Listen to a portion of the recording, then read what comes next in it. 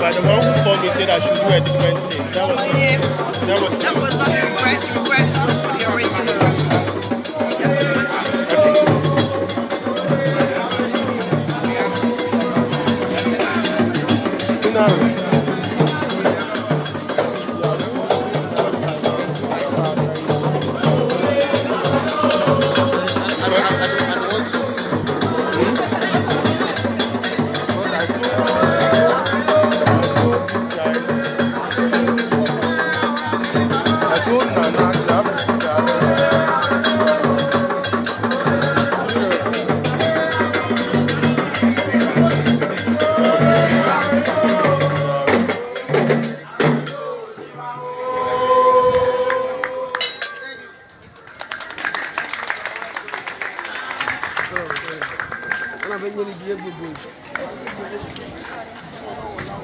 Sorry, we can do video.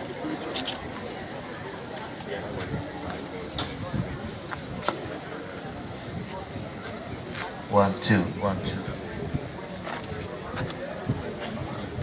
I think we are just about to start, and we are looking forward to a very powerful lecture, to a point where we actually had to change the whole PA system to make sure that the words are carried with the fortitude that they deserve.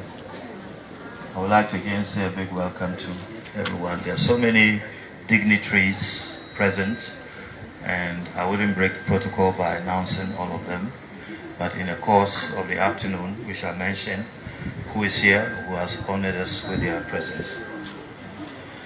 I wouldn't know where to start by introducing Dr. Ralph Gonsalves. If there's one person whose CV would be very interesting to look at, it's definitely him. It's a historical figure, not just of the Caribbean, but globally. He has both personal and historical relationships with a whole range of personalities, too many to mention now. He's a leading force in the Caribbean. He, in fact, is the Prime Minister of St. Vincent and Grenadines, and a leading force, as I said, in the Caribbean and globally. He's here for a very special mission, I think, to see how best we can connect with each other across the Atlantic. In the old days, others managed to unite us infamously across the Atlantic. But today we can make it very positive in our own way. And Dr. Ralph Gonsalves is definitely here to share his thoughts with us. And not just share his thoughts, but see how things can move from here. We are so privileged to have him here.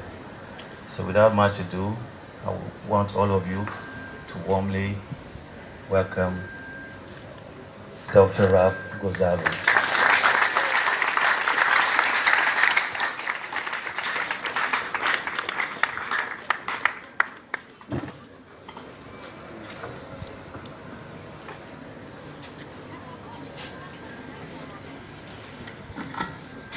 Thank you very much, my dear brother, the chairperson.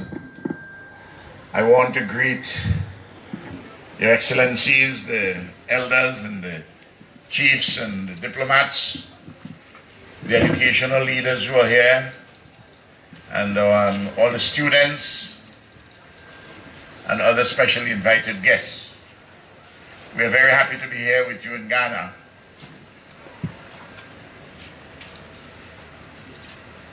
I saw the President on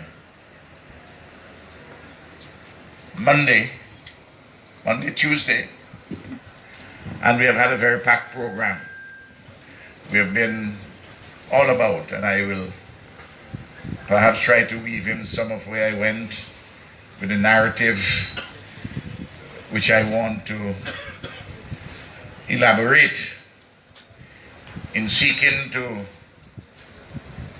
enhance the joinder between Africa and Brazil and the Caribbean and the diaspora.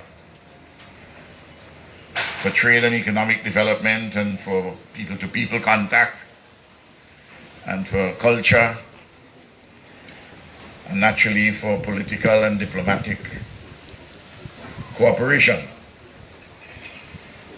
A little bit of a background about myself so you can have an idea who I am other than just simply the Prime Minister of St. Vincent and the Grenadines. First of all, I've been the Prime Minister of St. Vincent and Grenadines now for almost 18 years. We don't have term limits. I've been Prime Minister since March 2001. And we have every 5-year term. You may interpret that either as Ralph is doing fairly well and or the opposition is lousy. Whatever it is, I'm there and still standing. I've just commemorated 50 years of political activism in the region. I cut my political eye teeth on October the 16th, 1968, when my friend and late brother and comrade Walter Rodney, lecturing at the University of the West Indies, at which I was a student at the time in Jamaica, and he was banned from returning to Jamaica, having attended a Black Writers Conference in Montreal, Canada. They banned him from returning on the 15th of October, and on the 16th, as the leader of the students, I organized a huge protest of thousands of persons, students and others in the city. We were tear gassed and beaten by the military and the police of the then government. And on that day, I resolved what I will do with my life. I have recounted what happened on October the 16th in a small monograph called The Rodney Affair and Its Aftermath. It was published for the 50th anniversary. I'd leave a couple of copies for the school.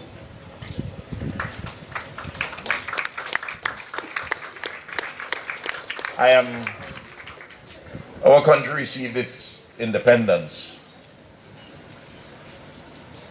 Or to put it another way, the independence which had been taken away had been restored in 1979.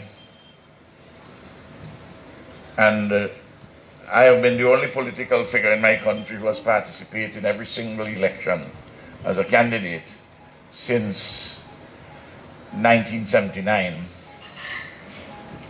39 years ago. So I've seen a lot across the region and Africa, the world.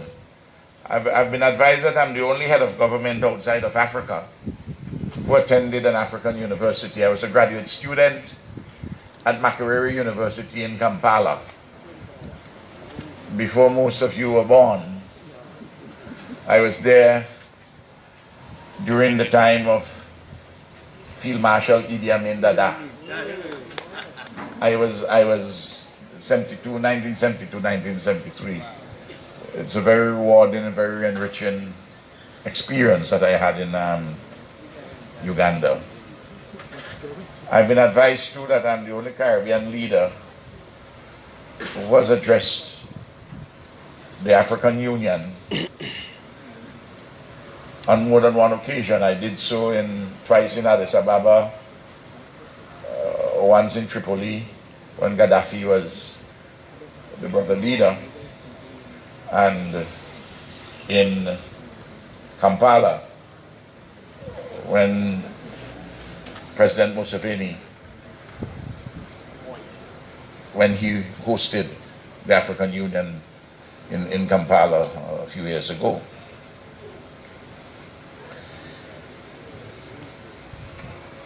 St. Vincent and the Grenadines consists of 32 islands, 9 of which are inhabited.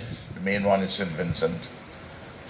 Small, beautiful country, awash with multiple challenges, and we are seeking to put ourselves on a self-sustaining path to development and diversifying our economy, and in the process ensuring that the fulcrum for the diversification and the development is an education revolution, which we have elaborated, and we are on target to have 1 university graduate on average per household by 2030. I'm hoping that we can achieve that before that. We spend a lot of money on education and high quality education, because that is the way we are going to develop any of these countries. And we are in quest of building a modern, competitive, many-sided post-colonial economy, which is at once national, regional, and global. Each of those words is pregnant with meaning.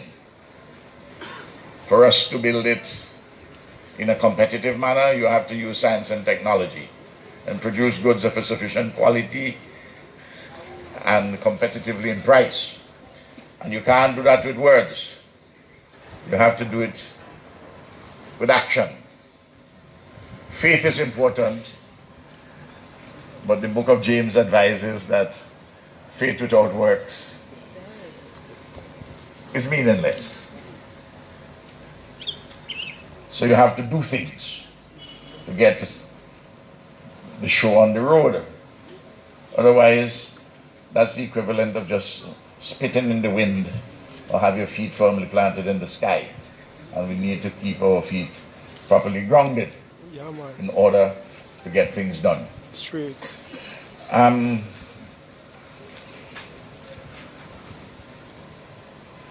My government is a strong proponent of regional integration.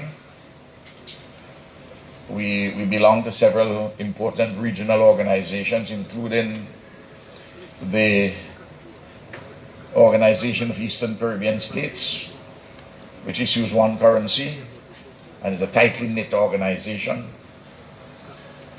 We belong to CARICOM, the Caribbean Communities, the Single Market and Economy. We're members of the Association of Caribbean States. We are members of the Community of States of Latin America and the Caribbean. We are members of ALBA, which is the Bolivarian alternative for Latin America, which is spearheaded by Fidel and Chavez of blessed memory. You'll find that as I talk, you may ask yourself, well, he's in the Caribbean, and usually leaders in the Caribbean tend to toe the line historically of imperialism. Well, I'm an anti-imperialist fighter. I'm anti-neocolonialism. I'm a friend of everybody. I'm not an enemy of anyone. But we seek to build our country in accordance with certain principles. We are committed to deepening democracy, openness, and transparency. We see our economy as having an important non-ideological tripartite way of functioning, the state, the private sector, and the cooperative sector in a harmonious whole. And we make sure that basic things are enjoyed by people. My country, 98% of my people, the houses, have pipe-borne water in their homes, quality pipe-borne water. Make sure that everybody has electricity. I make sure that everybody has access to a good health system. I make sure that the schools, all of them, have internet connection. In other words, we put the resources on things which touch and concern people and their development. We have been buffeted by some real ill winds. We have suffered problems relating to climate change. The preferences in the marketplace for bananas, those preferences came to an end when Britain joined the single market and economy, and the preferences started to diminish to the point of extinction, and we're not able to compete with Latin American bananas like from Ecuador and Costa Rica. But we don't throw up our hands in the air. Certainly I don't. I don't belong to the school of learned helplessness. I don't like to do as somehow some pastors do and how some university professors do. They talk a problem to death and they give you no solution, and then there's a sense of helplessness and pessimism which arises. I'm not in that school. I'm not in the school of lamentations, because I sincerely believe that the Lord compassion faileth not. Morning by morning new mercies we see, and all that I need his hand hath provided. Great is his faithfulness. But we have to make sure that we do things for ourselves, not just only by faith, but also by action.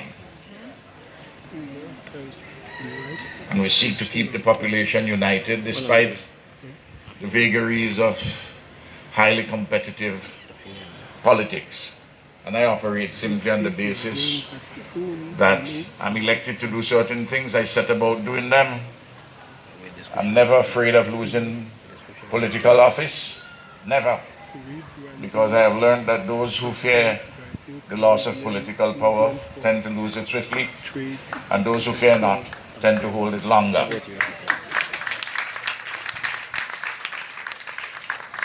And I go about, and at the end of every 5 years, I submit myself to the people for examination. And if they say they have had enough of me, that's okay. I have a house built in the bush. I alone live there. I live there like a Rasta man, but with internet. So I will just go there and cool out and write and farm and do other things. You know, it's a free and democratic world. You know, I offer myself. You want me, you take me. If you don't want me, that's okay with me. Life goes on. So I don't worry about these things. Absolutely not. I'm just a pilgrim here on earth for a short while. Straight and simple. It's not complicated. Now in this process, St. Vincent of economic development, sustainable development, we have had to make important use of our independence and sovereignty. The instruments of independence and sovereignty. I don't interfere in other people's business, and I don't expect you to interfere in mine. Whether you're in the United States of America or any other country, when police shoot down black people in America, I expect the Americans to sort themselves out and address that question. I may talk about it, but I don't interfere. Similarly, when Cuba is addressing its own economy and society, how it sees fit, you mustn't interfere either. And you mustn't threaten Venezuela simply because you think that Venezuela is some kind of a problem to you. Venezuela is not a threat to regional or international security, and therefore leave them and let them get on with the business of trying to develop themselves in accordance with their own aspirations. These are fundamental precepts in the Charter of the United Nations. I'm not inventing anything. There's an equality of states in the United Nations. There are some states, of course, which are more equal than others in the sense that you have 5 permanent members of the Security Council and are not blind to economic and military power. But at the same time, you don't interfere in another country's affairs. You do not get involved militarily in another country, because everywhere you have done that, you and the people where you have invaded or gotten involved have ended up in grief, in a worse situation than before. Whether it's Afghanistan or Iraq or anywhere else. It is very interesting that the only conqueror of what is now Kabul in Afghanistan, who conquered and left, was the youngest of the conquerors, Alexander the Great. Because when he realized that he was in a snake pit, he decided to get out. Conquered it and left. If only Brezhnev had done the same thing and Bush, the world would have been a different place. So don't get involved at all. So these are simple verities, and I don't accept that small countries can't exercise influence in the international relations system. St. Vincent and the Grenadines currently holds the presidency of AUCC, the Economic and Social Council of the United Nations, one of the major bodies in the United Nations Charter. We're the smallest country ever to hold that position, and only the 3rd Caribbean country ever to do so. The 2 before were Jamaica and Haiti. And we, yesterday, on the way from Elmina Castle and Cape Coast Castle, I got the news that the group of Latin America and the Caribbean, 33 member states, endorsed St. Vincent and the Grenadines as their candidate for the elections to the Security Council, non-permanent member, for the year 2020-2021, for the elections at the General Assembly in June next year. We would be the smallest country ever to sit on the Security Council. I want the young people here to listen to me about something which I always tell my young people. You're not better than anybody, but nobody is better than you. I repeat it. You're not better than anybody, but nobody is better than you. And you have to learn and study and be disciplined and to fly like eagles with your wings unclipped and soar and make the best of your life and circumstances, and to look for all the opportunities which are available, however difficult they may be. You see me here today. My first 7 years of education in primary school, from ages 5 to 12, I went to school barefooted. So the point is this, is not where you come from, it's where you are and where you're going. Don't ever forget that. You're not better than anyone else, but nobody is better than you. And you have enormous potential to be fulfilled. So where do we come now? The idea I want to propose here, I raised it with the President and I've discussed it with on other occasions. It's a simple proposal to establish the ABCD Commission. Africa, Brazil, the Caribbean, and the Diaspora Commission. The basis for this proposal is grounded in geography and demography and ethnicity and in contemporary realities. The historical circumstances which predispose us to to such a joinder and of cooperation and their particular matters in the contemporary global political economy, which induce us to work closely with each other. Africa is the second largest continent in the world after Asia. 54 states. 55 if you take Western Sahara, which is inside of the African Union. We know the controversy with Morocco in that regard.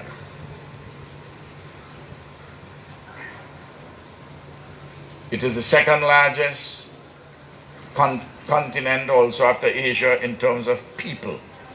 It has about 1.2, 1.3 billion people. It has abundant resources. Yet Africa is one of the poorer continents in the world. And we can talk about some of the resources in Africa and what can be done with those resources through this ABCD Commission. Then there's Brazil. Brazil is the 8th largest economy in the world. The economy of Brazil is larger than that of Africa. Brazil is the 5th largest country geographically in the world. And importantly with Brazil, Brazil has a population of 210 million people, of which 110 million are of African descent. You may not know this, but check it out. It's a fact. The country in the world with the largest population of Africans or persons of African descent, Nigeria. 180 million.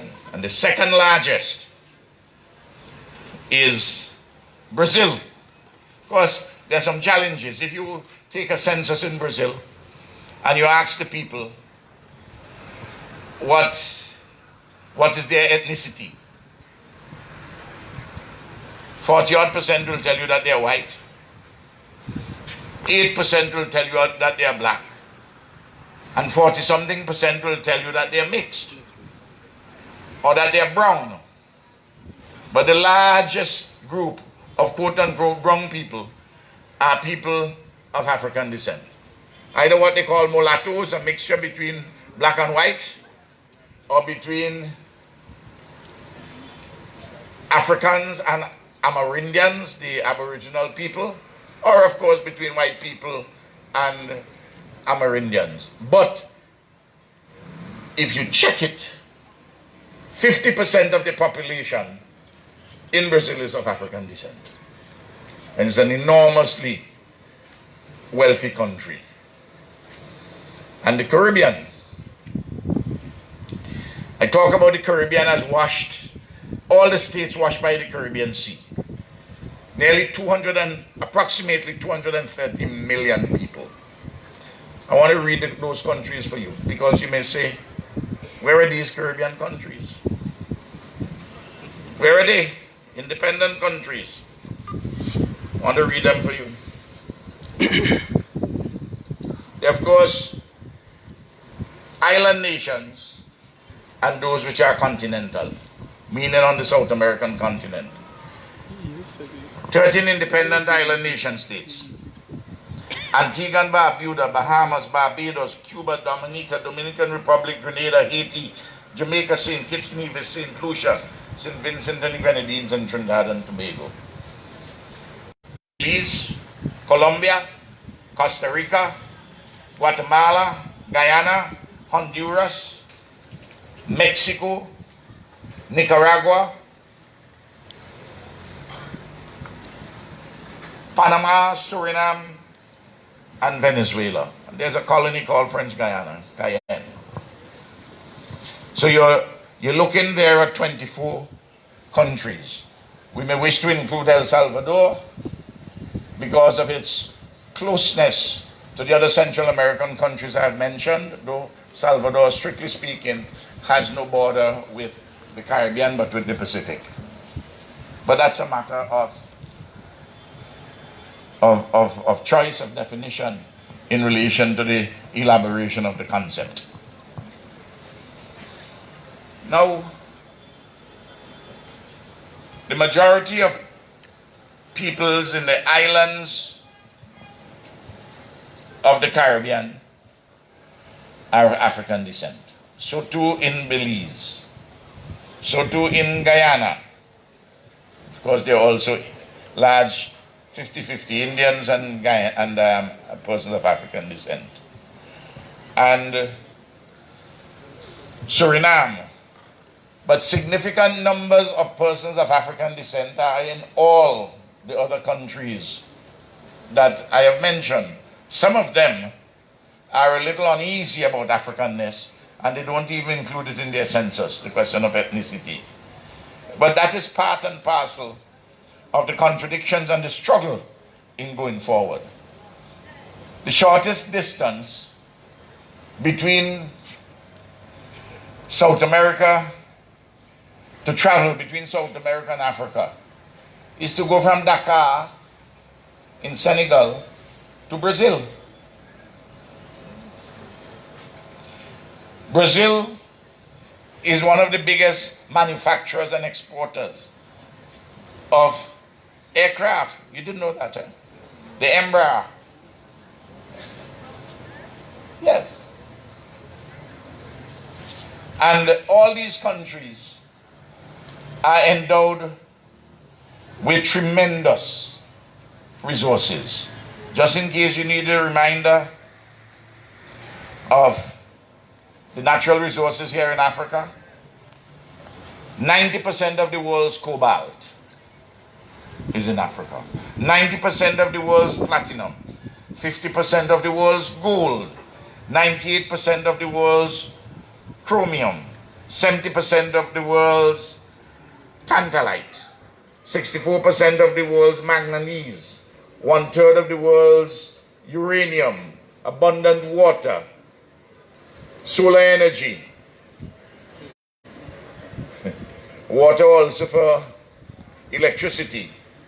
The Democratic Republic of the Congo, which is now having elections, and you read on you're listening to CNN and all of the radio stations, and you hear about the conflicts between the opposition and the government, and how the opposition getting together and the government, and all the problems which are taking place there. And while all those are highlighted, nobody tells you that the Democratic Republic of the Congo has 70% of the world's coltan. It's a mineral used in the production of tantalum capacitors for electronic devices such as the cell phone that you have in your hand. The Democratic Republic of the Congo has 30% of the world's diamond reserves.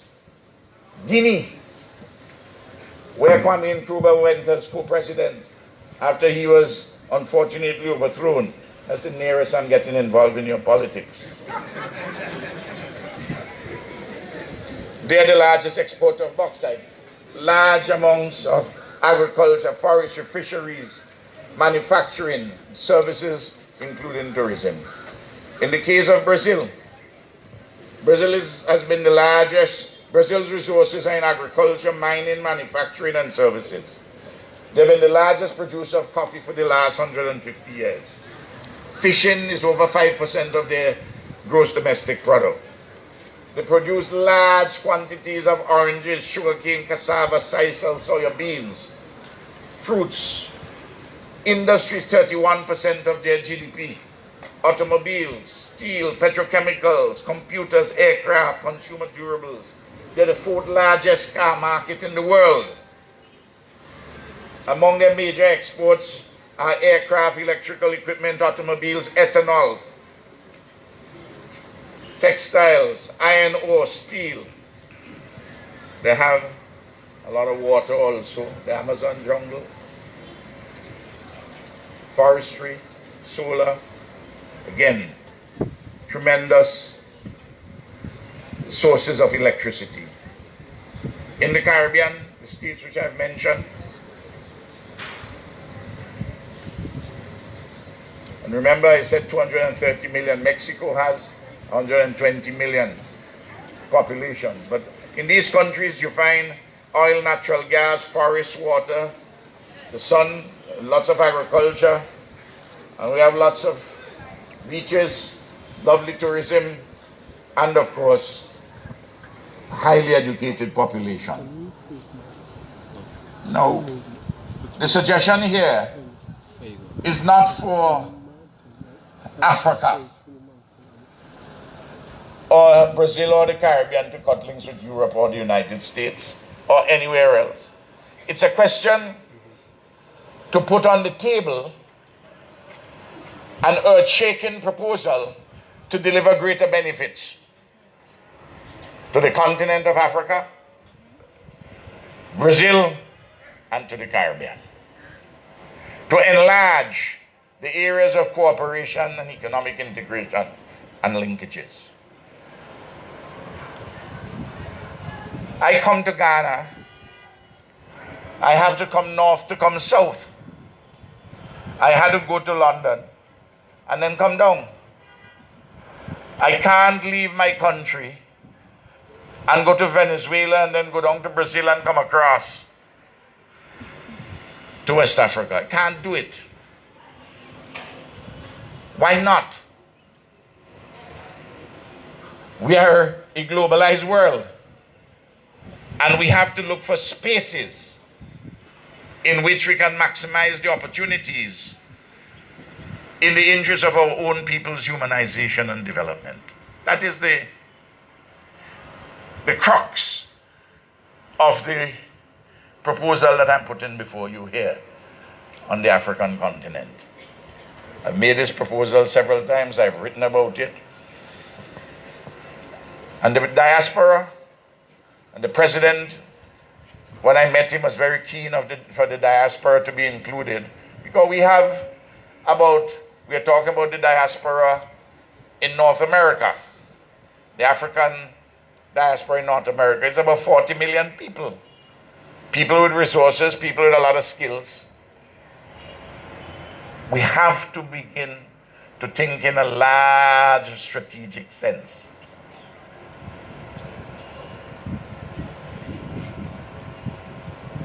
How many of you, if you put up your hand, yeah, you have ever been to the Caribbean? Let me see. 1, 2, 3, 4, 5, 6, 7, 8, 9. Huh? A minuscule number. A minuscule number. Yet, between the 16th century and 1807, indeed, after 1807, because the British slave trade ended in 1807, but the trade in the United States of America still continued until emancipation in the 1860s. Approximately, the scholars differ, but approximately 20 million people, largely from West Africa, were transported forcibly to the New World.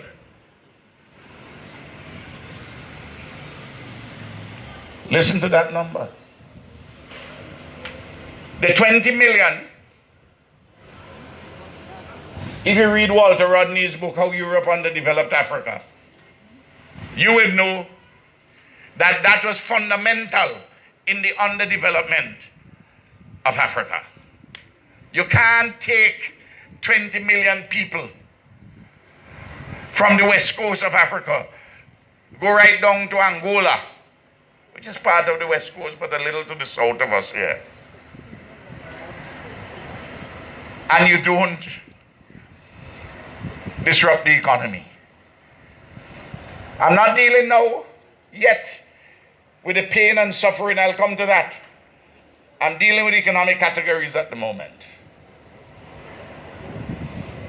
Yet,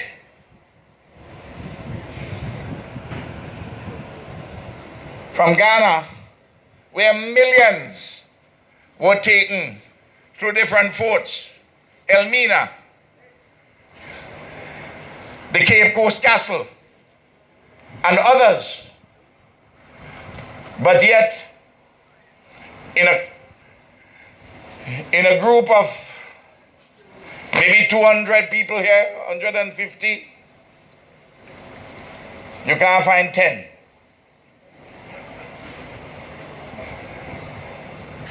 But go to Britain with a similar group, and I bet you, if I go to London,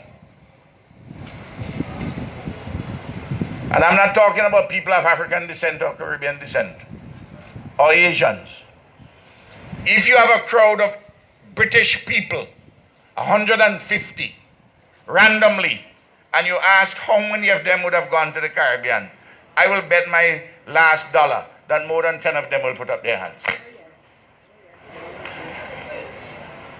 So what happened to us? I'm still on the ABCD commission, you know. You with me, my dear chief? Am I making sense? I don't want to sound like an evangelist and you say amen. You know? I like how some of the modern evangelists would say, you hear me? And you say, yeah. No. So we have to establish these links. Marcus Mosiah Garvey had an idea, a visionary idea, but the time was not right for it. And the circumstances of the implementation were problematic. But he founded the Black Star Line. Ordinary people put money, and they bought and or leased ocean-going vessels. The captain of one of the vessels was a man from my country, Captain Hugh Mulzac. He's the first black man in the Western Hemisphere to have passed his exams for a master mariner's license.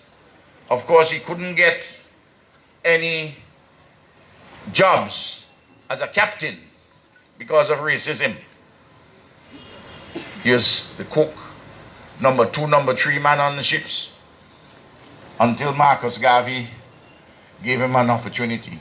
And until the Second World War, when they needed captains of whatever color to captain convoy ships to go across the Atlantic. And when Hugh Mulzac captained the ship going to Wales, the convoy ship, and the good and the great in Wales turned out to see who was the captain who brought the convoy ship safely from the United States of America. They thought that they were going to see a white man, but they saw a black man from St. Vincent and the Grenadines. Hell of a story, eh? So there are things in our own past, germs of them, which provide the hope, which we can lift up in a new period and in new circumstances, that we can find a way forward. You say, Ralph, why an ABCD commission? I say, let us begin it at its most basic. Almost all of us here have studied biology. And in the biological sciences, we are taught that structure follows function. That if a function is to be performed, A structure has to evolve, created. Well, we need to have meaningful cooperation for sustainable development between Africa, Brazil, and the Caribbean and the diaspora. And if we need to do that, we have to create an institution, a structure. And that's what I call the ABCD Commission. Notice I'm not talking about socialists or capitalists or anything in between. The opportunities which are there, real flesh and blood people will find the opportunities. We need to set up the structures and facilitate the trade, the economic cooperation, cultural exchanges, education.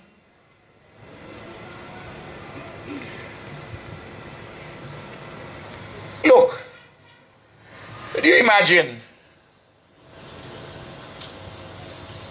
54 countries in Africa and the 25 washed by the Caribbean Sea? That's 79.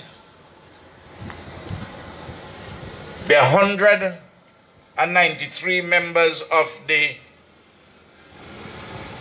United Nations.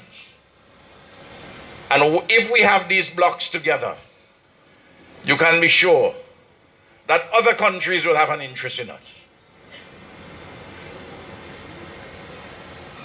And we can mobilize, we can move things within our own interests.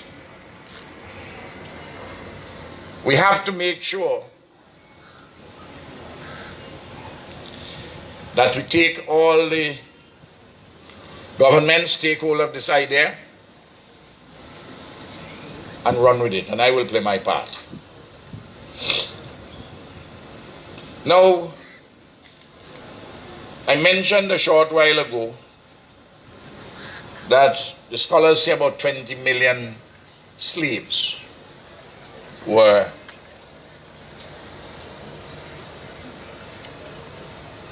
forcibly transported to the New World from Africa, West Africa.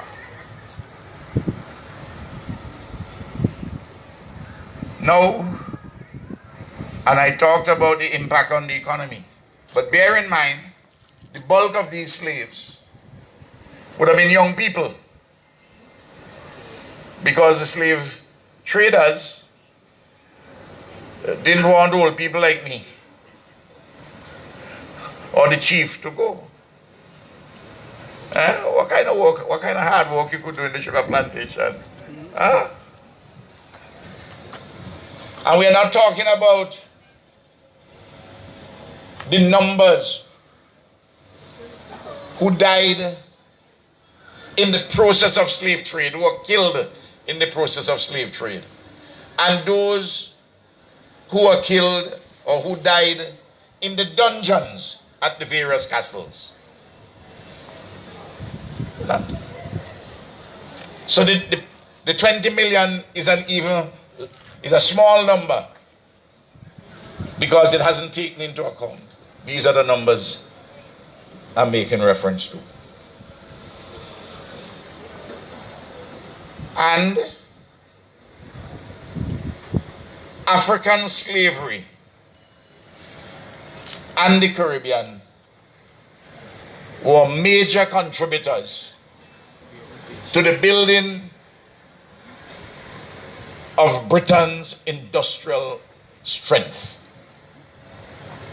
If you want to read about it, read Eric Williams' book called Capitalism and Slavery. If you want to read about it, do it with a historical circumstance of an earlier period, but yet references are made and the thesis is therein contained. Read C.L.R. James's The Black Jacobins about the Haitian Revolution in the late 18th and the establishment of the Haitian Republic. And slavery came to an end because economically, slavery had become a brake on the further expansion of industrial capitalism. It is true that well-meaning persons, churchmen, and a few others contributed. But the slaves, the rebellions, and the economic problems of slavery, the break on industrial capitalism, they were the fundamental ones. Now, slavery came to an end, and Britain paid in the Caribbean the slave masters 20 million pounds for their property. For the slaves, they received nothing. But if you were to do the calculation in today's terms, multiply the number, what the slaves were worth nominally, multiply it by 839, which is the factor you have to multiply by, you will see the number coming closer to $20 billion. And slavery, and before that, native genocide of the indigenous peoples, both native genocide and African slavery, contributed massively to the legacy of underdevelopment in our region.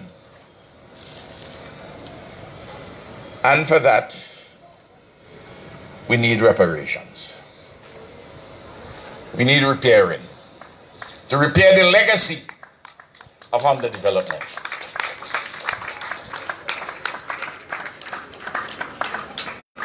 And I am very pleased that my government was instrumental in taking the fight at the Caribbean community for the establishment of a Caribbean Reparations Commission, which exists, and we are doing useful work.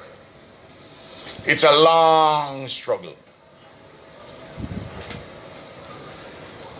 We have elaborated a 10-point agenda covering matters for the repairing, like economic development, education, health, and the like. You take a simple matter like the high blood pressure and diabetes, that these non-communicable diseases which shorten the lives of people in the Caribbean, and also in areas of the United States where you have large black populations. And the reason is because over the years in slavery, the diet which was received, salt meat and salt fish, the research has shown contribute to a predisposition towards diabetes and hypertension. The diet. That has to be repaired. It's not a question of seeking descendants and giving them a handout. No. That's not the idea. The idea is to repair the legacy of underdevelopment occasioned by native genocide and African slavery. I have written on this subject. I'll leave a copy of this too. The case of Caribbean reparatory justice. This relates to my country, but it contains information about the Caribbean too. Because we need to make sure that we have the data, we have the research, we put the issue forward, and I can discuss how we can carry the struggle for reparation. I'm a prime minister. I'm not going to take a placard outside number 10 Downing Street and ask Theresa May for reparations. No. We are independent states.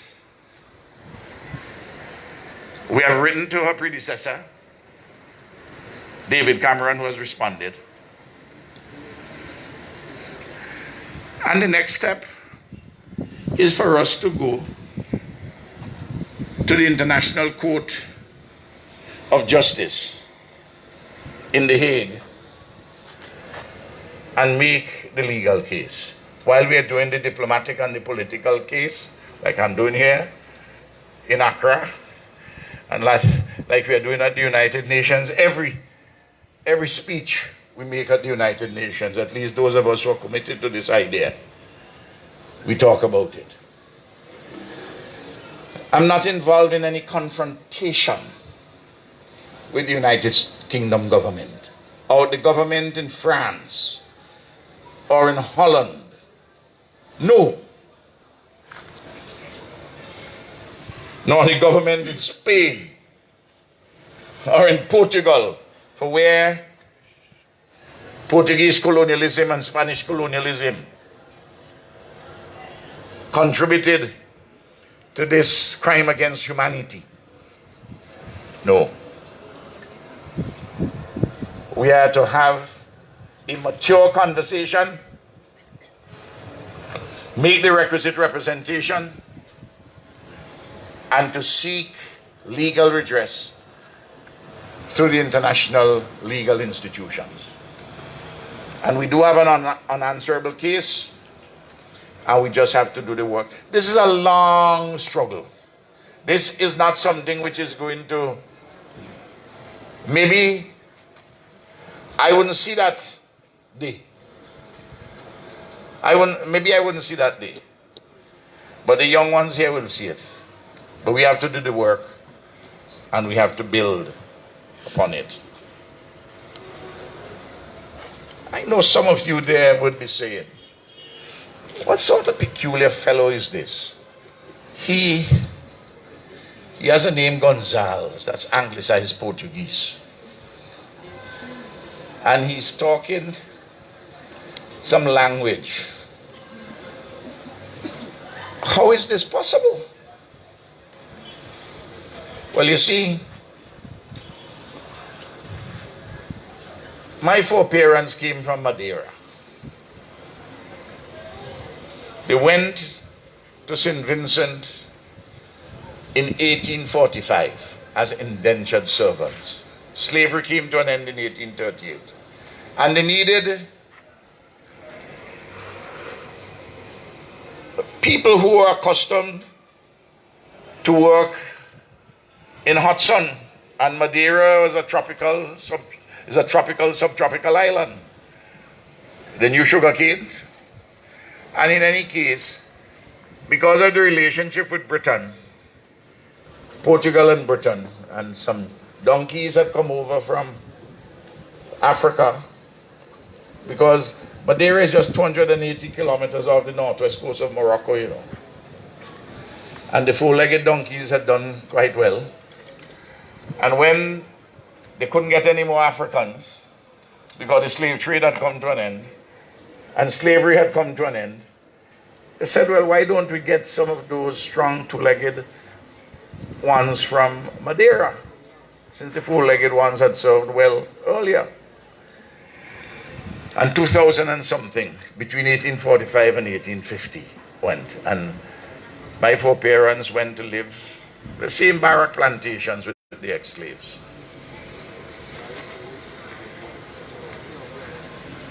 My father finished school when he was 10 years old to go and work on a plantation. My mother reached the end of the primary school. I didn't go any further.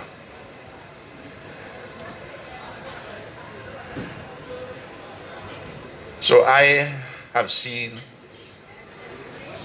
iniquity, and I have seen struggle, and we have experienced the oppression by colonialism, neocolonialism, and imperialism. And we in the Caribbean Though in the early days, the society was divided along ethnic lines, though the Portuguese were never seen in the same way like Anglo-Saxons, they were inferior beings. That is to say, the indentured servants. The Portuguese ruling class in an earlier period had been involved in African slavery. Certainly not those who were sent as indentured servants to the Caribbean.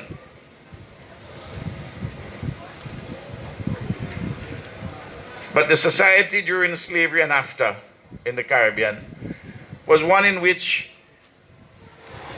the different racial, cultural, ethnic sections each had its own distinct pattern of socio-cultural integration.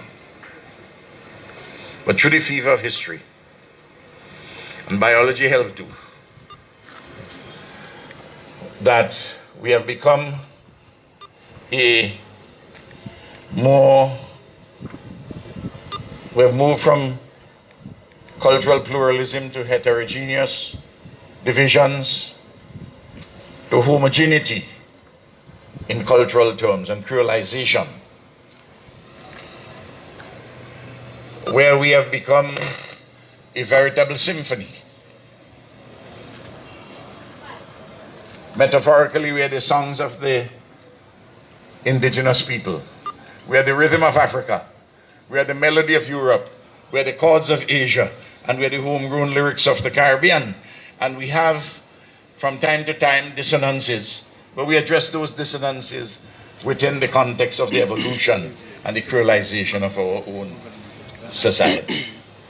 And we stand ready to be worthy partners with Africa and Brazil and the diaspora to do our work together in this ABCD Commission and to continue the push for reparations for native genocide and African slavery. We are an independent, authentic civilization. You know, people used to think, and sometimes in West Africa you may think of the Caribbean as some kind of go-lucky place, happy-go-lucky. Well, we are an authentic civilization with nobility and with a trajectory for further development and ennoblement. And I've written about it in this book called Our Caribbean Civilization and Its Political Prospects. And the world in which we are is very complicated. And I've written a book called Our Caribbean and Global Insecurity. So how we have to write, and we have to think, we have to act, and we have to do so together.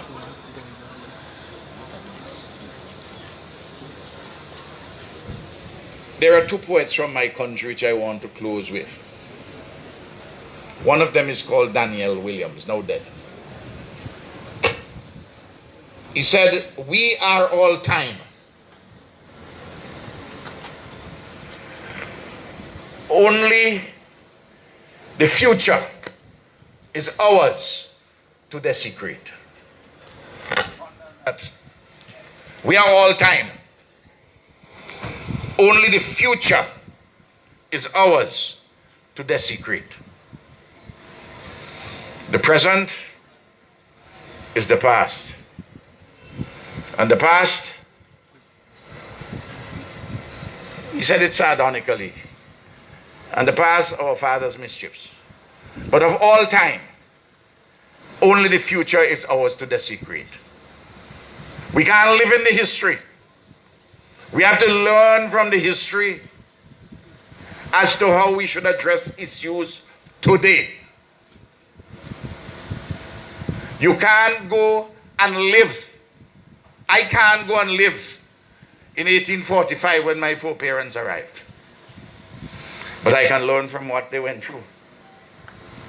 I can learn from what my African brothers and sisters went through here and in the Caribbean. You can't live in the Elmina Castle. But you can learn from it and let that learning Let that teaching help you and me as to how we do things today to better come to terms with our environment within the interest of our own humanization. And of all time, only the future is ours to desecrate. We can't desecrate the past.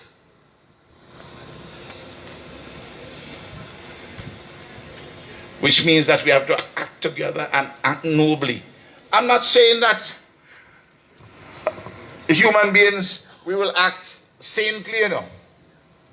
Because each one of us has sinned and come short of the glory of God.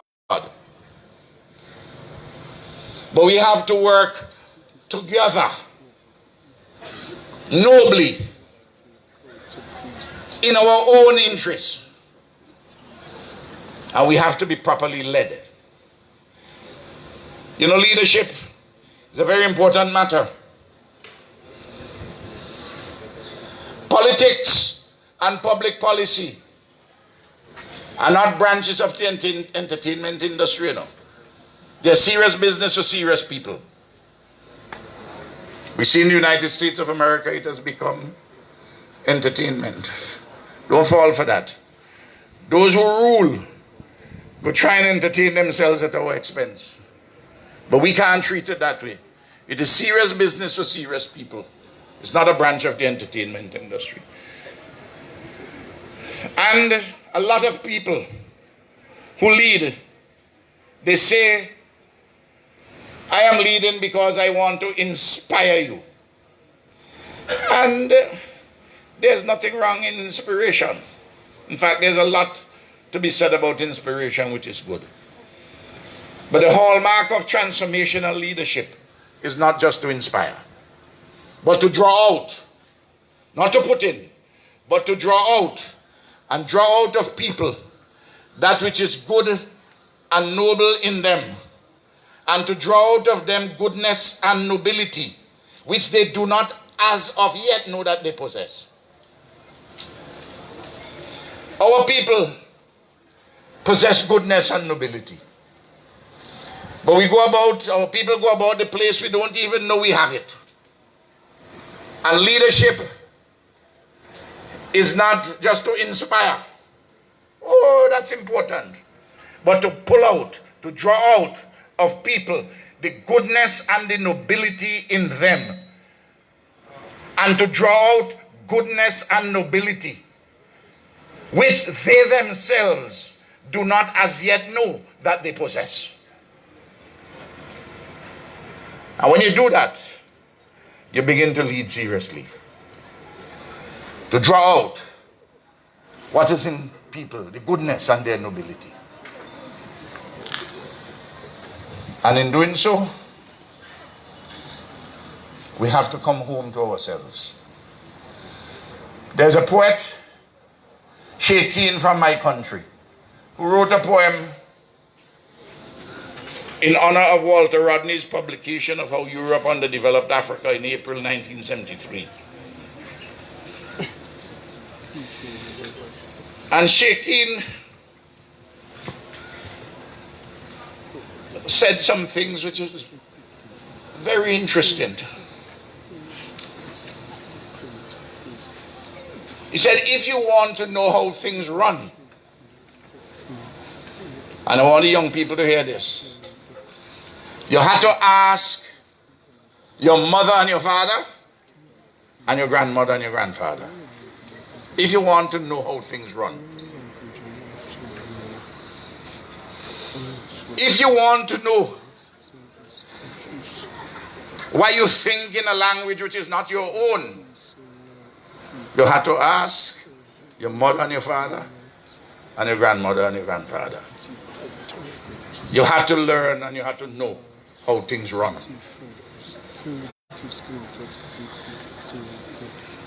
And each of us, in working together for our own individual and collective development, to understand how things run, we have to come home. Come home to ourselves. and the historical circumstances which have made us who we are, and the contemporary realities in which we find ourselves.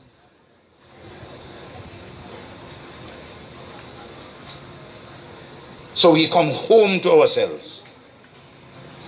Not to other people's selves, you know. To come home to ourselves. To know ourselves better. To learn from history, not to live in it. And at this point in time, in our affairs, the occasion arises for us to initiate an Africa, Brazil, Caribbean Diaspora Commission. 1.3 billion people from Africa. 210 million from Brazil, including half of whom of African descent. That's 1.5. And 230 million from the Caribbean, washed by the Caribbean Sea. That's 1.7 plus million. Plus over 40 million in the North American diaspora. What a mighty torrent which awaits us, which can be released for our development. Not to confront Europe, not to make war with them and fight them, nor with North America, but to pivot and realign and say, this is how we understand how things run, and we are coming home to ourselves, and we're drawing out of each of us that which is good and noble in us for our individual and collective development. And young people, don't worry about your future if you take it in your hands. The only time you have to desecrate is the future. And at school, the most important thing for you is to study and learn from your grandparents and your parents, and do well, so that you can do better than we, this generation, that we have done. But we still have much in us to do. And let's keep the struggle for reparations, for native genocide and African slavery. Thank you, and God bless you.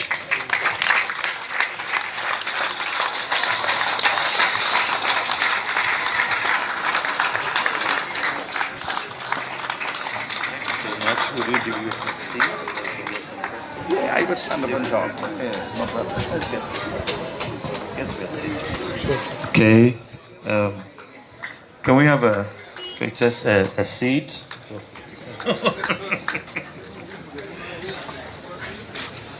Just to also say that this lecture has been transmitted live on Facebook and on the internet, and we're getting a lot of requests for the links and so on. So if you know the link, you can share it on the internet so that more and more people can be part and parcel of this experience.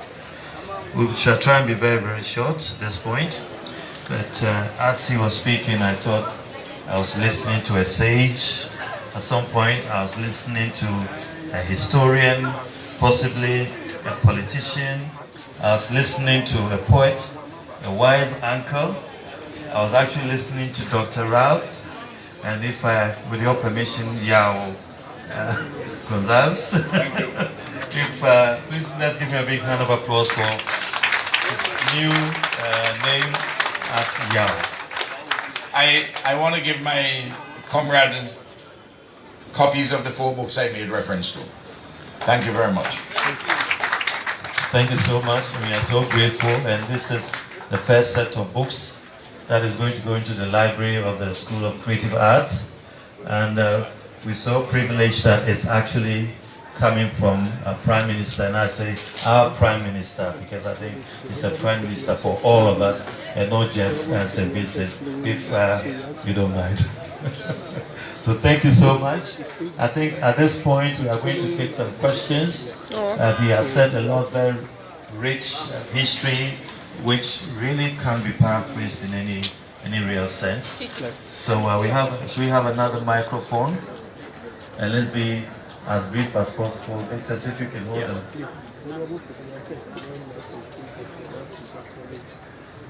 Absolutely.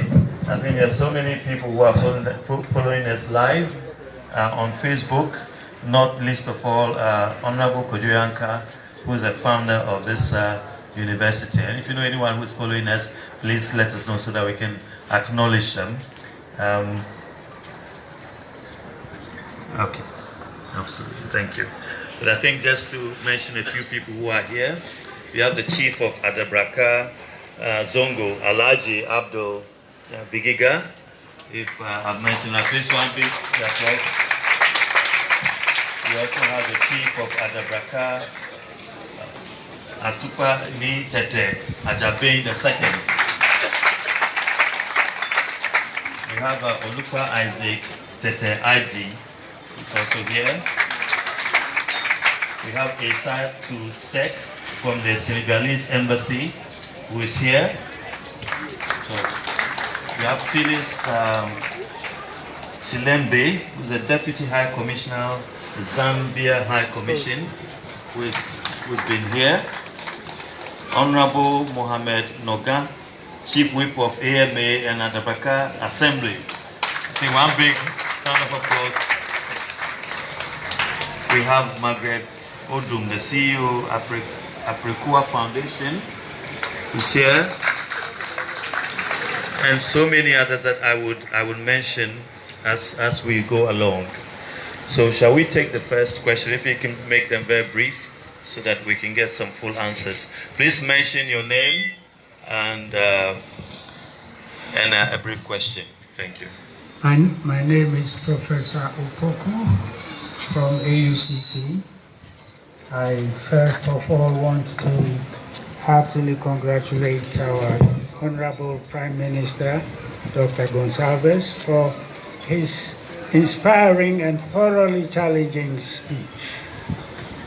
I just want to know how you would respond to the advice, rather unsolicited advice, that David Cameron, the former Prime Minister of Great Britain, gave to the Jamaican Parliament when he stood before that august assembly and told them to forget about slavery. As an African, my ancestors had already given us the answer, which says, the axe forgets, but not the tree. I would be interested to know how you would respond to that advice. Thank you.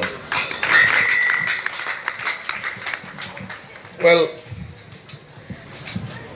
David Cameron can speak from his standpoint. I am not going to traduce him. I don't have to speak ill of him. All that I would say,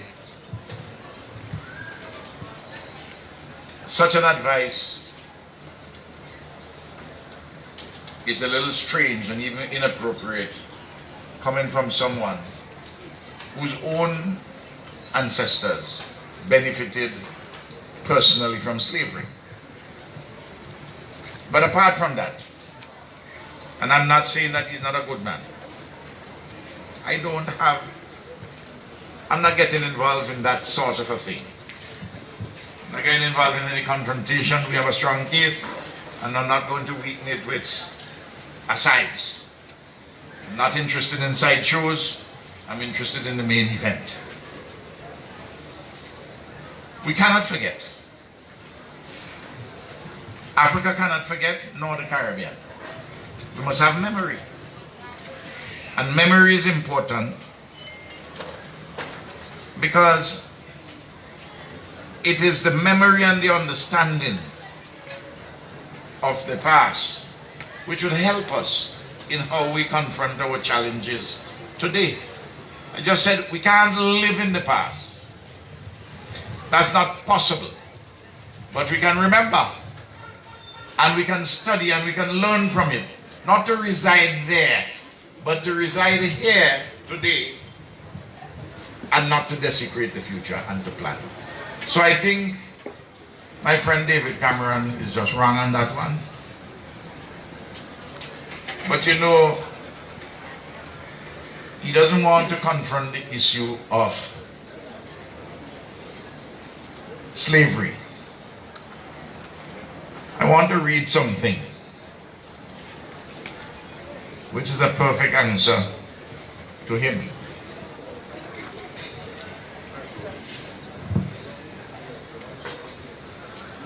I was looking, no, I have my glasses. I haven't.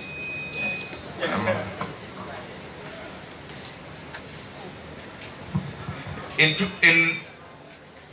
2007,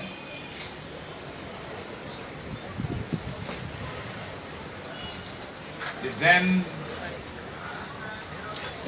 Archbishop of Canterbury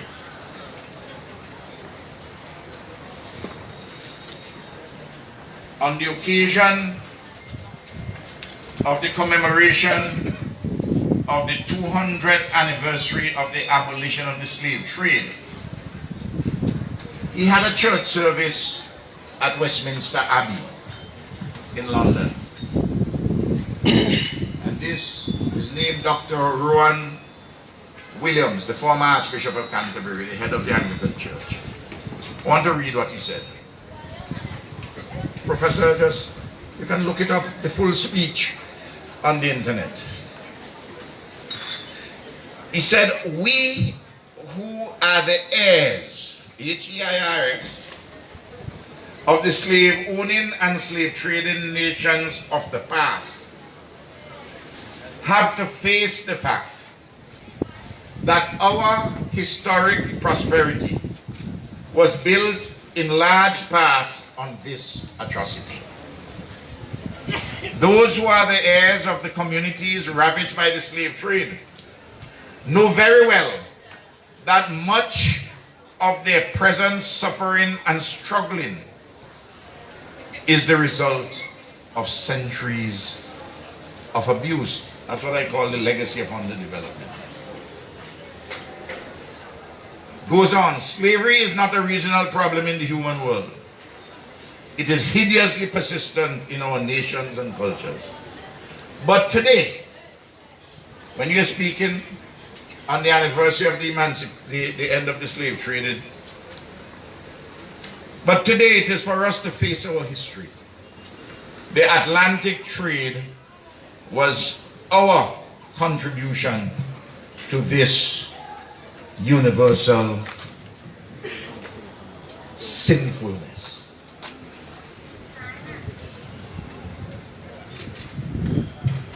He's making the case for reparation.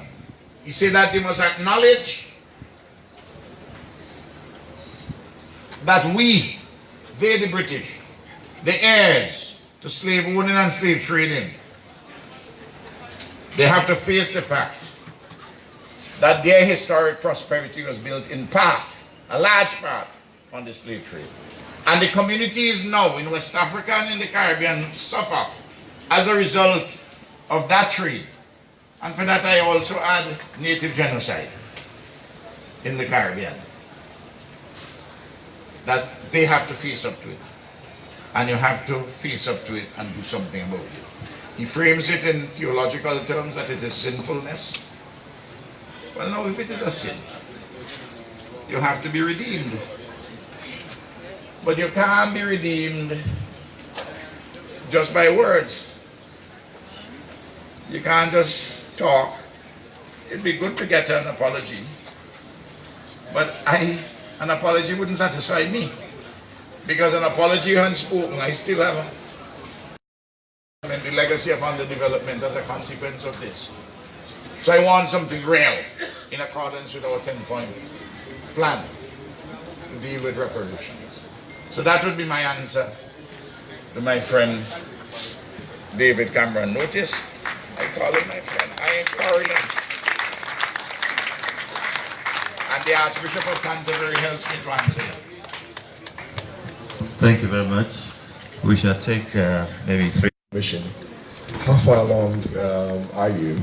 And you've clearly thought about it deeply enough that perhaps I might also ask whether you've developed a charter for it. What would its mandate be? Okay, that's the first question, ABC. The next question.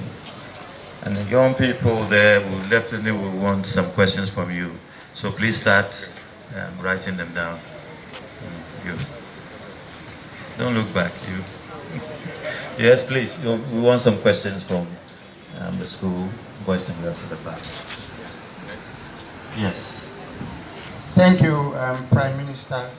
In your speech, you made reference to Walter Rodney, who wrote one of the best books ever about Africa and the slave trade.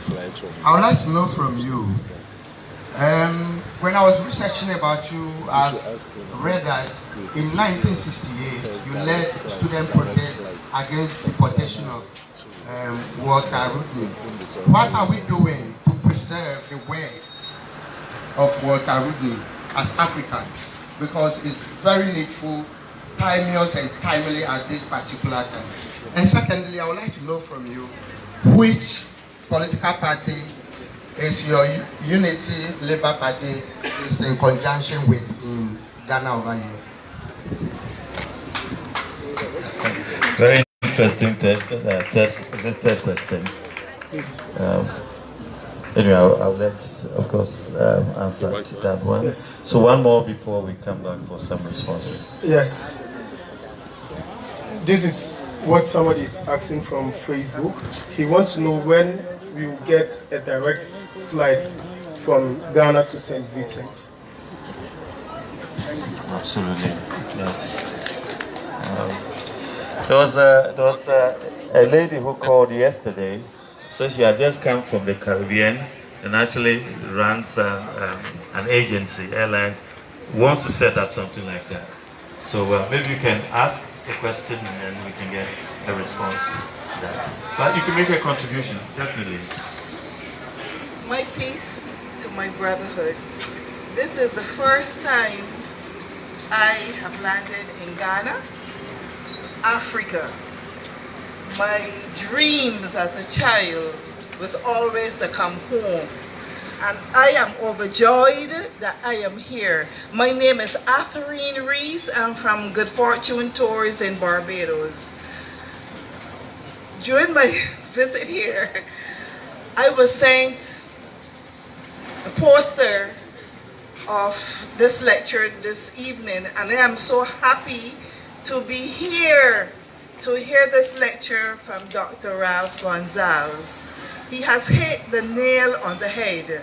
We can see from his speech that something good is going to happen to Africa.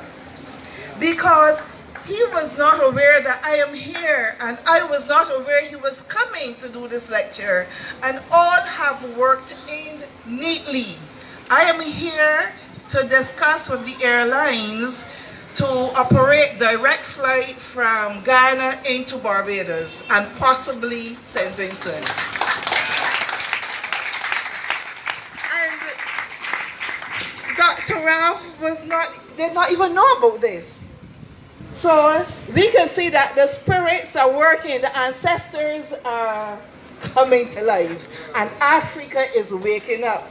I am so happy to be here, and I met so many other persons who have the same dreams as us in the Caribbean. I operate educational tours with the schools from Barbados into various destinations, and this will be one of our next destination. Also, we'll be operating a charter flight from Ghana into Barbados, Barbados into Ghana for the 400th anniversary. The 400th anniversary, the welcome home, the year of return. And this is the reason why I am here. So my brothers and sisters, pardon me, Dr. Gonsalves, pardon me, I am just overjoyed. After 600 years, behold, I am here. I cannot believe I'm standing in Africa, on this part of the ground. I am so overjoyed and happy. I do know my leader, Patriot Granville, this was his desire. He allowed us to dress in our African apparel and march through the streets of Barbados. He said, you have to teach them who they are, and they must dress in their African apparel. And his last word to me was, prepare packages to take the children back home to Africa. So I am here, and we are coming. Thank you. Now, I would warn her before, this is very joyous. I'm going to answer the questions, and then I'm going to tell you something about this young woman, this lady, whom I know. The ABCD Commission, as I've said, I've written about it before, and where we are going, the President of Ghana, my dear brother Nana, said to me, Ralph, I'm supporting you with this, run with it, let's work together. So I am going to write every single African leader on this, every single Caribbean leader and the new leadership in Brazil. As I say, we don't have to have ideological symmetry. We don't have to have ideological oneness. We just have to have the idea of understanding the predisposing and the inducing factors which would lead Africa, Brazil, the Caribbean and the diaspora to be in a commission to do the kind of work which I've just spoken about. So that's my answer to you, my brother. I'm not going to draw up something by myself. I have ideas and I will put towards the whole pot. Our party has no party linkages with any political party here in Ghana. But we subscribe to and adopt the ideas of many distinguished Caribbean and African leaders, including Kwame Nkrumah, to this project which we are about and other things that we have done. In relation to the flights, well, the comrade sister has just spoken and we have to work on it in a serious manner, and we need to work on it with the Brazilians and the Venezuelans, because those are two countries which have the resources with the planes, and for us to work to begin that process across here, and to work with Ethiopian Airlines, which is the largest airline, making the connections between Africa, an African airline, and the rest of the world. She spoke about her patriarch, Granville Williams. He is the head in Barbados of the Spiritual Baptist Church.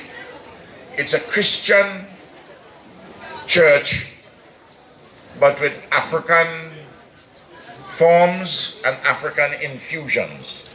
She would tell you that my country was the bedrock of the Spiritual Baptist Church. And she came there to celebrate with other spiritual Baptists. I'm not a spiritual Baptist, but I've worked with the Spiritual Baptists, and I worked as their lawyer, and I was the warden of the Spiritual Baptist Friendly Society, and I keep very close relations. And we have set aside a day, my government, a day of recognition for the Spiritual Baptists when they won their freedom to express themselves in their own religion. The British had banned the religion. And there's a beautiful song. The Sankey sings well. The guys with the drums, we can do an improvisation. And what we are talking about is building a bridge between Africa, Brazil, and the Caribbean, and the diaspora. And the Sankey, as we call it, goes like this. I'll speak the words. I'm building a bridge. That's how it started. I'm building a bridge. God gave me a plan. He promised me he gonna hold my hand. Come on. I'm building it high, I'm building it low, I'm building a bridge. God give me a plan. Young lady, come and sing. Come and sing, come and sing, come and sing. You have a better voice than Comrade Ralph. Come and sing, girl. No, I need the drums. You need the drums. The drums Yes. are coming. The drums are coming. You see how the lectures end up? I want to tell you, in my political rallies, I speak the way I speak. I also sing and dance.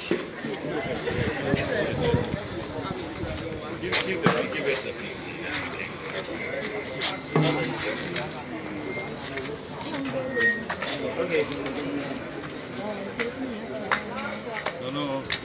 Building a bridge. Hold my hand.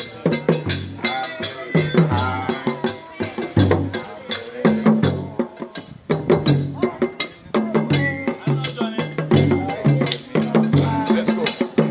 I'm building a bridge. Lord, give me a plan. It's me. Gonna raise my hand. I'm building it high. I'm building it low. I'm building a bridge. Come on, children. Lord, give me a plan. I'm building a bridge. Lord, give me a plan. He promised me to hold my hand. I'm building it high. I'm building it low. I'm building a bridge. Lord, give me a plan. Children, you have to sing with me. We are coming home. And we ask God to give us a plan of the And building build a a bridge. bridge. So we are all going to communicate with each other. Now come on, I want some drums. And you all have to move. Because this is what our ancestors brought back to us in visions and dreams. And maybe they thought that they were killing us. Every time one go, another ancestor will arise. So come on, this is what we took with us from Africa. And we do it like this.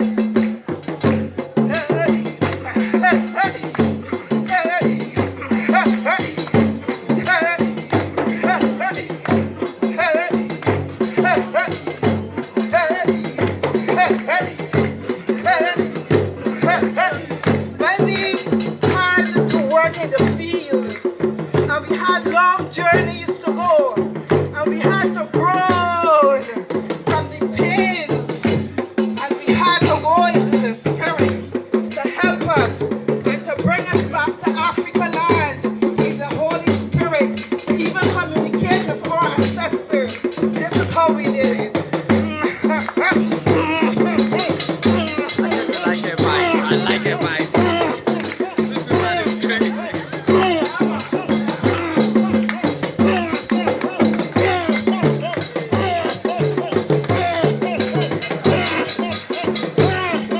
It's a language.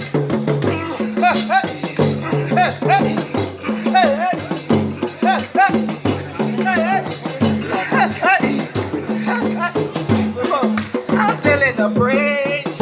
Lord, give me a Lord, plan. give me a plan. He promised me to hold my hand. I'm building it high. I'm building it low. Lord, give me a bridge. God, Give me a plan. and we will reach there. And when we reach there and we achieve it Indeed. metaphorically, Yeah, man. we call it Mount Zion. And there is, she knows the other one, well, several she knows. Mount Zion Hill, that is the holy hill. We got to follow the captain's footstep everywhere he goes. The leader. Let's go, girl. To Zion. Zion up, Zion below. You will sing for me. Zion Hill is a shining glory. Zion up, Zion below. Zion hill is a shining glory. Let us sing. When the power comes down from glory, it's a shining glory. Zion up, Zion below. Zion hill is a shining glory. When the power comes down from glory, it's a shining glory. Zion. When the power comes down from glory, Zion hill is a shining glory. Zion up, Zion below, Lord.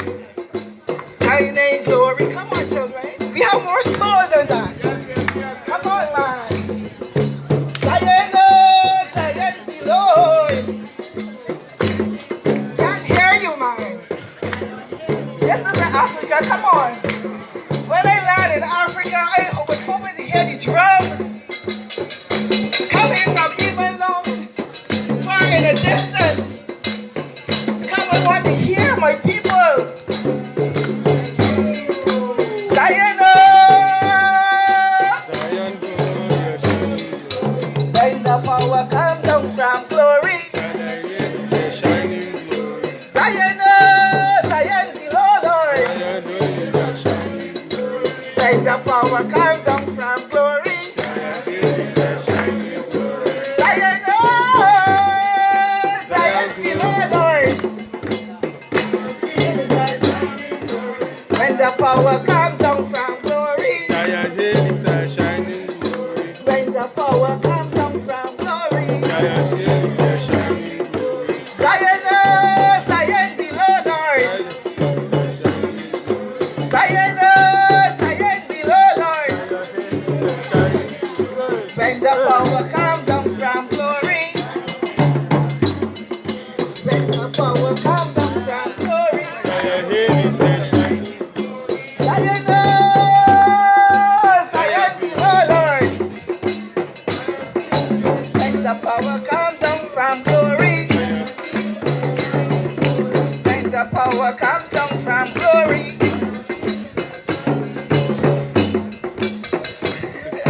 So good to be here, Africa. Well, what a magnificent culmination to our event today. I love you. Yes. Thank you. Thank you very much. I think we'll take some more questions.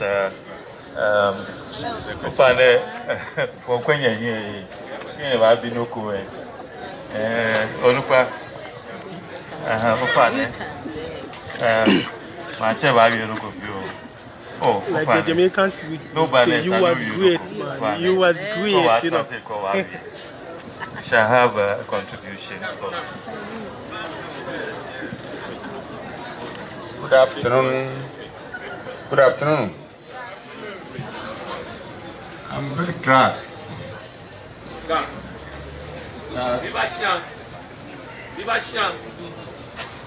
I'm very glad that we have a Prime Minister in our midst who has come far away from Caribbean area and come to Adabraka and come to AUCC, the African University.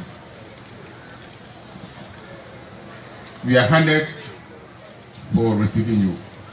Thank you. And your speech is very touchful. And we are all going to cooperate and work together for the achievement and the aims and goals you have. And we are also going to support the ABCD project. Thank you very much. Thank you very much for coming. Thank you.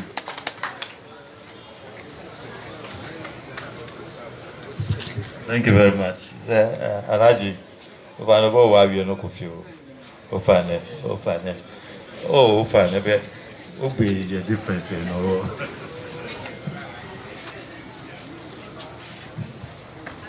You are welcome, Your Excellency. We are highly honored to have you in our midst. And we are solely behind you with your ABC project. We pray that you live to see the benefits of it. Thank you very much.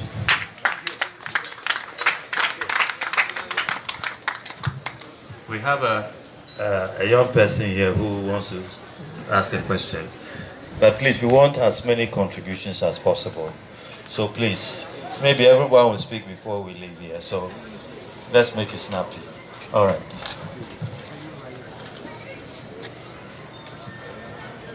My name is Charles Aboka. I'm from Amusdai Junior High School. Your Excellency, what do students of St. Vincent think of Africa?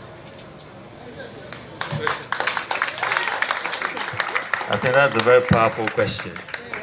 So it's a great challenge. Yes. When I was a boy, and I was born in 1946, and growing up,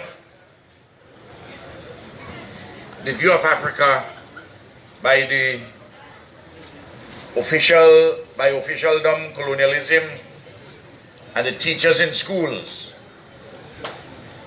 was by and large very negative. It is part of the mental slavery that Bob Marley sang about. But in the 1960s and in the 70s, an awareness began to come over the population about Africa and its works, and the link between Africa and the Caribbean, and then a very positive understanding arose. So much so that the Caribbean governments have been in the forefront. And many of us who are not yet in government were very much involved in supporting the struggle practically for the independence of Africa, of African countries. And in the latter period, for the independence of Angola, Mozambique, Guinea-Bissau, Sao Tome and Principe. And also for the independence of Zimbabwe, and for the dismantling of apartheid, the freeing of Nelson Mandela, and the establishment of democratic majority rule in South Africa. And you have a lot of cross currents.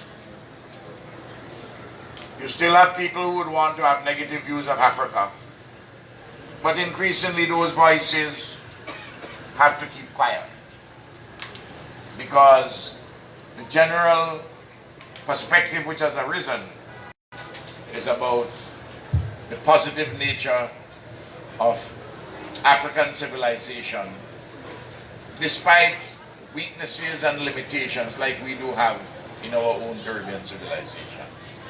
And we began to understand more and more the pillage of Africa by European countries, and that the struggle for self-determination, in which in this case Marcus Garvey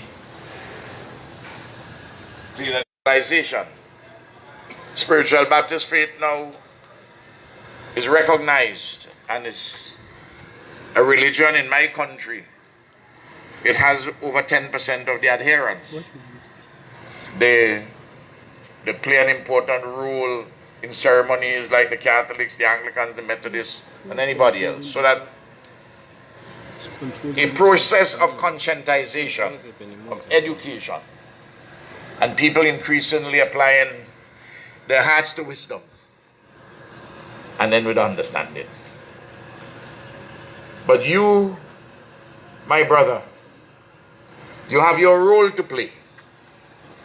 And you and your colleagues of your age in helping to lift even more the things which are positive in Africa, and for it to be a shining example, and for us to arrive at the metaphoric Mount Zion Hill, which is the Holy Hill. That is how I will answer you. Thank you very much. We have a question for Nicolai, for our leading journalist. Okay, one of the most exciting news out today was the fact that UNESCO has added reggae music to the cultural heritage list of the world. You know, I think it's really exciting. You've talked brilliantly about the ABCD Commission. Countries that could be embraced by this commission, you know, have vast cultural realities. I mean, oh yes, too much, you know. How do you think culture could be, you know, like brought about to make this commission possible, or to push the agenda of the commission? What role do you think culture has to play? Simply put, culture is life, living, and production. Life, living, and production. There are some people who see culture as an addendum, as an add-on to what people do normally. No. Culture has to be a noise in our blood, an echo in our bones, in whatever we do and how we produce. When Bob Marley sings, well, almost all of his songs, you take one of the earlier ones, Small Axe. If you are a big tree, we are a small way of life, their condition. But Marley also taught us to be disciplined. There are some people who think that to involve in dancehall culture or to involve in anything else, these brothers who are playing music here, they had to be in unison. What they're doing in culture, they do it in production. They have to be united. They have to develop skills. They have to develop skills. They have to have discipline. They have to practice in order to be perfect. So that culture is the way of life, it's living, and it's production. And everything is infused. Science and technology and our adaptation to science and technology is part of cultural evolution, and for us to apply that with an African or Caribbean particularity and sensitivity and sensibility. Culture is not something just you add on just for show. Oh, it has that dimension of soothing the spirit and making us in a reflective mood, in a good mood. So culture, in short, is vital. But we have to make sure that when we do the cultural things and when we do cultural products, you take for instance Rihanna out of Barbados, big megastar, but we need to make sure that the sound engineers and the people who are behind, that we must have Caribbean and African people behind that, not just Americans, so that the proceeds from our talent could be spread among a wider group of people with different skills and cultural talents. And that's how I will answer you, my brother. And all of these countries, amazingly rich in their various forms of cultural expression. And it comes, as the comrade sister pointed out, and as I indicated, our Caribbean civilization, metaphorically, we are the songs of the indigenous peoples, the rhythm of Africa, the chords of Asia, the melody of Europe, and our own homegrown lyrics. It's adaptation, adapting homegrown putting all in a fusion, and it changes as time goes on, but it has roots which we still have to water and fertilize. Thanks. Thank you very much. I think that essentially culture is very important, and I think we can go on, and because we're almost very much relaxed and so on, and we can give ourselves maybe 4 more hours. So what we'll be missing will be some food and water and so on, but I'm sure we can go for a while. But as you know, we don't have much time, and we might have to bring this to a close. It's been a real grounding with, Rodney talked about grounding with my brothers. I think we should add the sisters, the Caribbean, the Africa, and the ABCD. And I'll be grounding with all of that.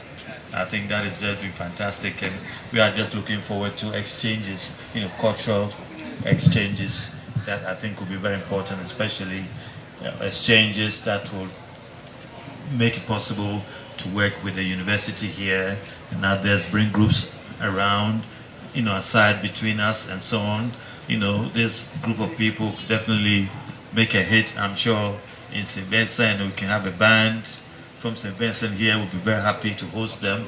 Alaji, and I'm sure, Adabraka is a very lively place. We can create a space and let them perform to the people, and I think it's going to be very, very exciting.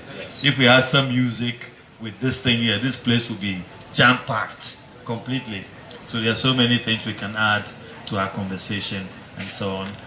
I really know there are so many people who want to ask some questions, unless they are really burning. And I know,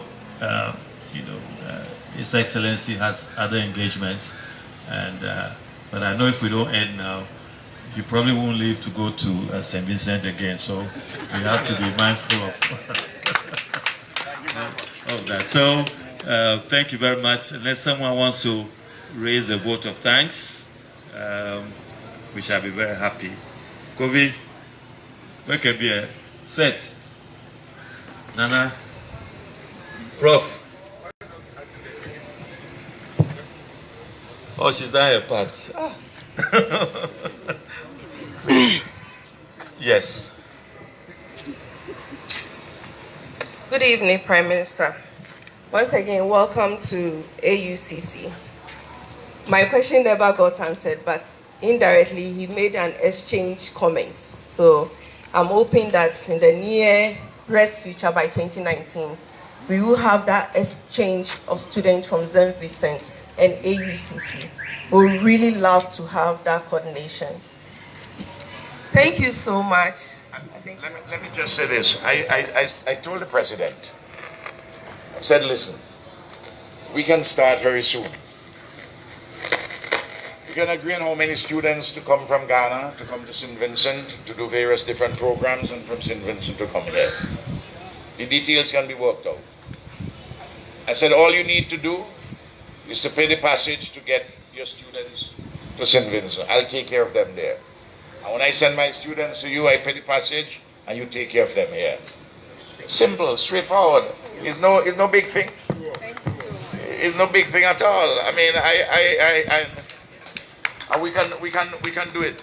And I'm hoping that many of those who come will get spouses in St. Vincent and stay.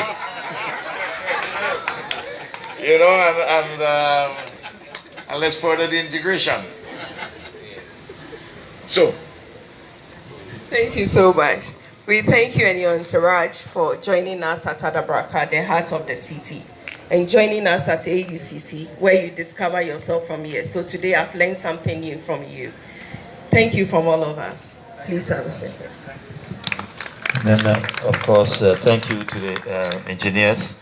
If we can have some, I don't know, some reggae or some, so what's really interesting, we tried to get a name for the school, and it turned out to be soca, which is one of the most popular musical forms of the Caribbean. So we are already in the Caribbean in Ghana. So some reggae or soca, maybe Arrow, Sparrow or someone, but if not, Bob Marley would do. Thank you very much for coming. Thank you.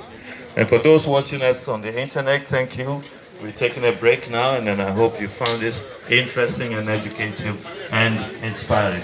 Thank you very much. Thank you for watching.